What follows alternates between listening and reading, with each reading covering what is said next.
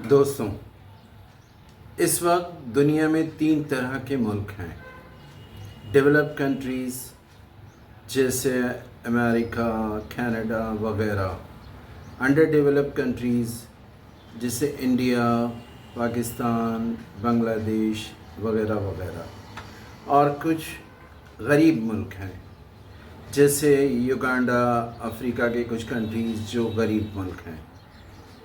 इसमें वो मुल्क जो अंडर डेवलप हैं जैसे हमारा India, Pakistan, Bangladesh etcetera etcetera, यहाँ पर मोस्टली वो लोग क्या करते हैं कि गवर्नमेंट अपनी कुछ पॉलिसीज़ बनाती है और आवाम उस पॉलिसीज़ से कैसे रहती है। एक के बाद एक पॉलिसी आती है, आवाम खुश होती है, दूसरी आती है, वो शोर करती है, फिर दूसरी आती है। इस तरह होता है। एक बहुत अच्छा वाक़या है, उससे ये समझ में आ जाएगा कि आवाम कैसी है और जो गवर्नमेंट है वो कैसी होती है इन मुल्कों में। एक आदमी एक अक्लमंद, बहुत अक्लमंद था, वो मशहूर था। एक परेशान हाल आदमी उसके पास आया और उससे कहा, ऐ अक्लमंद उस्ताद, मैं अपनी बीवी, 6 बच्चों, माँ और 7 सास के साथ एक ही कमरे में रहता हूँ, मैं क्या करूँ? उस अक्लमंद ने कहा, जाओ और एक गधा ख़रीद कर उसे अपने साथ कमरे में रखो और 2 दिन बाद आना। वो आदमी 2 दिन बाद आया और उसने कहा, ऐ मेरे उस्ताद, सूरत हाल और ख़राब हो गई है। उस अक्लमंद शख्स ने कहा, जाओ और एक भेड़ ख़रीद कर उसे अपने साथ कमरे में रखो और 2 दिन बाद आना। वो शख्स चला गया और 2 दिन बाद फिर वो आया। उसका चेहरा जर्द था। उसने कहा, सूरत नाकाबिले बर्दाश्त हो गई है। उस अक्लमंद ने कहा कि अच्छा, जाओ और एक मुर्गी ख़रीद कर उसे अपने साथ कमरे में रखो और 2 दिन बाद आना। आदमी वापस आया 2 दिन बाद, तो वो बिल्कुल ख़ुदकुशी करने के करीब था।